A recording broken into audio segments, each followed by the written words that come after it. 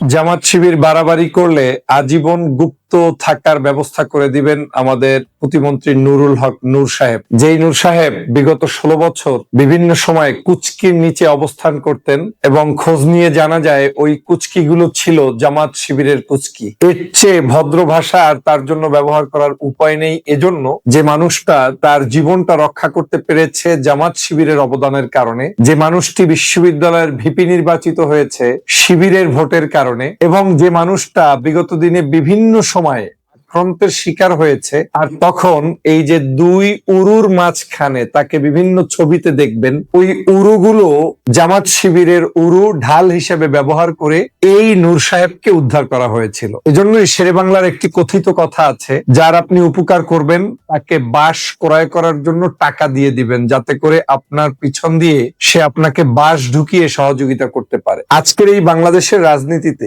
নুরুল হক নূর সাহেবদের এবং তার সাথে আরো যারা গং সাহেবরা রয়েছেন, তাদের এই রাজনৈতিক উত্থানটা ঘটিয়েছে শুধুমাত্র বিভিন্ন সময়ে জুলুম নির্যাতন যখন হয়েছে, সেই সময়ে জামাত শিবির তাদের পাশে দাঁড়িয়ে তাদেরকে উদ্ধার করেছে। এই ভদ্রলোক বিভিন্ন ক্যারেক্টারে বড় হয়েছে। শিবিরের ভোট পেয়ে ঢাকা বিশ্ববিদ্যালয়ের ভিপি হয়েছে, কিন্তু যখন শেখ হাসিনা ডাক দিলেন সাথে সাথে শেখ হাসিনাকে গিয়ে মায়ের প্রতিচ্ছবি তিনি দেখতে পেলেন। আমি ব্যক্তিগতভাবে নুরুল হক নূর সাহেবের বিভিন্ন জুলুম নির্যাতন অত্যাচার তার উপরে যা হয়েছে সব নিয়ে গণ অধিকার পরিষদের পক্ষে বহু বক্তব্য দিয়েছি। তখন আমার কনসেপ্ট একটাই ছিল যে আমাদের বাংলাদেশের যারা যুবক তরুণ রয়েছে তাদেরকে রাজনীতিতে উত্থান হওয়া উচিত এবং নীতি আদর্শ নিয়ে তাদেরকে বেড়ে উঠতে সাহায্য করা উচিত। আমি সেই সেন্স থেকে বিলিভ করতাম যে ঢাকা বিশ্ববিদ্যালয় থেকে উঠে আসা মানুষরা নিশ্চয়ই অন্ততপক্ষে সমাজের অন্য সব বস্তাপচা রাজনীতিবিদদের মতো আচরণ করবে না, তাদের কাছে জাতি প্রত্যাশিত ভালো কিছু পাবে। এবং তখন অনেক মানুষ,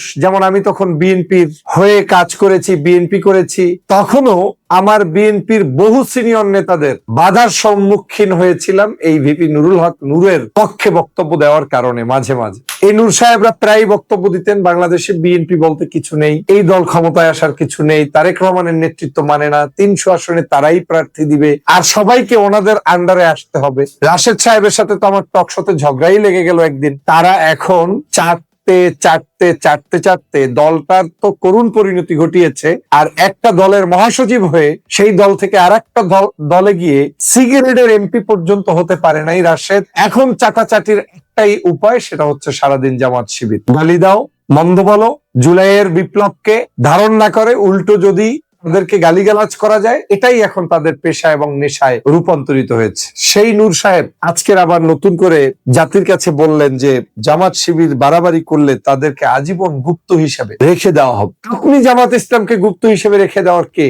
জামাত ইসলামী কি আপনাদের মতো হারিয়ে যাওয়া কোনো দালাল, আপনাদের মতো পাঁচাটা কোনো ব্যক্তিত্ব যে কোনো একটা মন্ত্রিত্ব কিংবা কোনো একটা পদ পজিশনের জন্য জামাত শিবির কারো কাছে ছোট হতে গিয়েছে? জামাত তো সেই দল নূর সাহেব, যেই দল 11 জন জাতীয় বীর যারা জেলের মধ্য থেকে কেউ ফাঁসির কাস্টে ঝুলে হত্যার শিকার হয়েছে, কেউ জেলের ভিতরেই তাদেরকে জুলুম করে ইনজেকশন পুশ করে হত্যা করা হয়েছে। এই জামাত শিবির তো সেই দল যেই দলটাকে 5ই আগস্টের পূর্বে শেখ হাসিনা নিজে বাংলাদেশে আর কোনো দল নিষিদ্ধ না করে এই দলটাকে নিষিদ্ধ করে তারপরে একচ্ছত্রভাবে ক্ষমতায় থাকতে না পেরে পালিয়ে যেতে বাধ্য হয়েছে। এই হচ্ছে জামাত শিবির। তাদেরকে তো কেউ হারাতে পারে না। তাদের কোনো ইতিহাসের ডায়েরিতে আপনাদের মতো কোনো দালাল তো নেই। তাদের ডায়েরিগুলো একেবারে সমৃদ্ধ। যারা দেশপ্রেমিক, যারা মানবতা প্রেমী, যারা যেটা বলেছে সেজন্য প্রয়োজনে জীবন গিয়েছে, ওই জীবনটাকেই তারা তুচ্ছ তাচ্ছিল্য করে তারপরেও তাদের সততা ন্যায় নিষ্ঠাকে বাঁচিয়ে রেখেছে। নূর সাহেব এখন একটু পগার হয়েছে। এই মন্ত্রিত্ব, এই এমপিত্ব আসলে লম্বা সময়ের জার্নি না।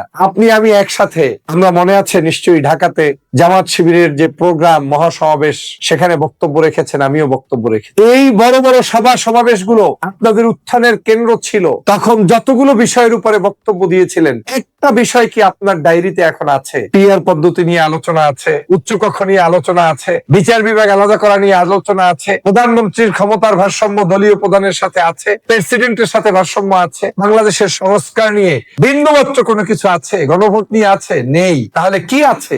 আপনাদেরকে সাবজেক্ট ধরিয়ে দেওয়া হয়েছে শুধুমাত্র জামাত শিবিরকে গালিগালাজ করেই আপনাদের মন্ত্রিত্ব চালাতে হবে। দুঃখ হয় আপনাদের মতো নেতাদের চেহারা দেখলে, দুঃখ হয় এজন্য যে আপনাদেরকে এখন শুধুমাত্র মন্ত্রিত্ব এমপিত্ব বাঁচিয়ে রাখতে হচ্ছে শুধুমাত্র এই জামাত শিবিরকে গালি দিয়ে। যে কাজটি আওয়ামী লীগের সময় বিভিন্ন জনকে করতে হয়েছে, তখন তারা আওয়ামী বিরোধিতা করেছিলেন এই একই কারণ দেখিয়ে। আজকে সেই কাজটা আপনি করছেন। আপনি হুঙ্কার দিচ্ছেন যে গুপ্ত বানানোর ব্যবস্থা করা হবে, তার মানে আপনি জুলুম নির্যাতনের স্টিম রোলার চাপিয়ে দিয়ে তারপরে কিছু একটা করতে চান। নূর সাহেব, এটা বাংলাদেশ, এটা 24 পরবর্তী বাংলাদেশ। আপনার বিভিন্ন সময়ে জুলুম নির্যাতন হওয়া, নিপীড়িত হওয়া, সেই সকল সময়ে যে সকল মানুষ আপনাকে ভালোবেসেছে সেটা আদর্শিক কারণে ভালোবেসে। আদর্শ যতদিন থাকবে ততদিন আপনাদের পাশে মানুষ থাকতো। আদর্শ থেকে বিচ্যুত হয়েছেন, আপনাদের পাশে আর মানুষ থাকবে না। আমি শুধু একটি হুঁশিয়ার করে বলতে চাই, গুপ্ত হওয়া জামাত শিবিরকে আপনার হুমকি দিতে হবে না যে জামাত শিবিরকে গুপ্ত বানিয়ে দেওয়া হবে। জামাত শিবির কোনোদিন গুপ্ত ছিল না, বরং জামাত শিবির প্রকাশ্যে অপ্রকাশ্যে যখন যে কার্যক্রম করেছে দেশের প্রয়োজনে, মানুষের প্রয়োজনে এবং দেশবাসীকে উদ্ধারের প্রয়োজনে করেছে। আপনারা কোন পথে যাবেন সেই পথটা দেখে রাখতে পারেন। এদেশে তো দেখেছেন, শ্রীলঙ্কায় তো দেখেছেন, প্যান্টি পর্যন্ত নেই, দৌড়ে রক্ষা পাচ্ছে না।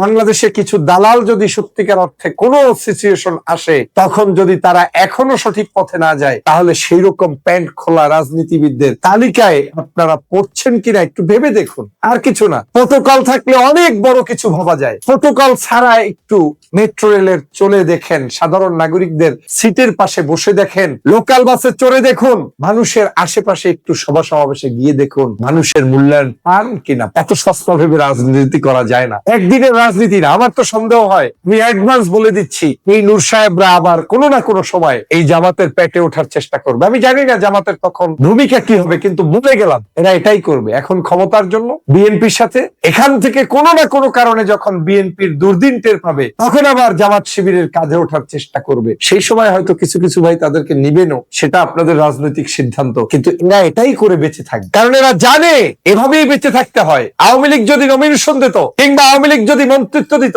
ওই মাঝে মাঝে বক্তৃতায় বলে ওরা দিতে চেয়েছে, দেয়নি। আসলে দেয়নি, নেননি, খাননি, তাই খাননি। এরা পেলে সবই খেয়ে পুষে তারপরে হতো।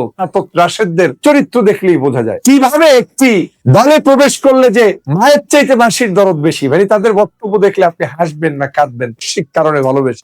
আদর্শ যতদিন থাকবে ততদিন আপনাদের পাশে মানুষ, আদর্শ থেকে বিচ্যুত হয়েছেন, আপনাদের পাশে আর মানুষ থাকবে না। আমি শুধু একটি হুঁশিয়ার করে বলতে চাই, গুপ্ত হওয়া জামাত শিবিরকে আপনার হুমকি দিতে হবে না যে জামাত শিবিরকে গুপ্ত বানিয়ে দেওয়া হবে। জামাত শিবির কোনোদিন গুপ্ত ছিল না, বরং জামাত শিবির প্রকাশ্যে অপ্রকাশ্যে যখন যে কার্যক্রম করেছে দেশের প্রয়োজনে, মানুষের প্রয়োজনে এবং দেশবাসীকে উদ্ধারের প্রয়োজনে করেছে। আপনারা কোন পথে যাবেন সেই পথটা দেখে রাখতে পারেন। এদেশে তো দেখেছেন, শ্রীলঙ্কায় তো দেখেছেন, প্যান্টি পর্যন্ত নেই, দৌড়ে রক্ষা পাচ্ছে না। বাংলাদেশে কিছু দালাল যদি সত্যিকার অর্থে কোন সিচুয়েশন আসে, তখন যদি তারা এখনো সঠিক পথে না যায়, তাহলে সেই রকম প্যান্ট খোলা রাজনীতিবিদদের তালিকায় আপনারা পড়ছেন কিনা একটু ভেবে দেখুন। আর কিছু না, প্রোটোকল থাকলে অনেক বড় কিছু ভাবা যায়। প্রোটোকল ছাড়া একটু মেট্রো রেলের চলে দেখেন, সাধারণ নাগরিকদের সিটের পাশে বসে দেখেন, লোকাল বাসে চড়ে দেখুন, মানুষের আশেপাশে একটু সভা সমাবেশে গিয়ে দেখুন মানুষের মূল্যায়ন পান কিনা। এত সস্তা ভেবে রাজনীতি করা যায় না, একদিনের রাজনীতি না। আমার তো সন্দেহ হয়, আমি অ্যাডভান্স বলে দিচ্ছি, এই নূর সাহেবরা আবার কোনো না কোনো সময় এই জামাতের পেটে ওঠার চেষ্টা করবে। আমি জানি না জামাতের তখন ভূমিকা কি হবে, কিন্তু বলে গেলাম এরা এটাই করবে। এখন ক্ষমতার জন্য বিএনপির সাথে, এখান থেকে কোনো না কোনো কারণে যখন বিএনপির দুর্দিন টের পাবে, তখন আবার জামাত শিবিরের কাঁধে ওঠার চেষ্টা করবে। সেই সময় হয়তো কিছু কিছু ভাই তাদেরকে নিবেনও, সেটা আপনাদের রাজনৈতিক সিদ্ধান্ত, কিন্তু এরা এটাই করে বেঁচে থাকবে, কারণ এরা জানে এভাবেই বেঁচে থাকতে হয়। আওয়ামী লীগ যদি নমিনেশন দিত কিংবা আওয়ামী লীগ যদি মন্ত্রিত্ব দিত, ওই মাঝে মাঝে বক্তৃতায় বলে ওরা দিতে চেয়েছে, দেয়নি। আসলে দেয়নি, নেননি, খাননি, তাই খাননি। এরা পেলে সবই খেয়ে পুষে তারপরে হতো।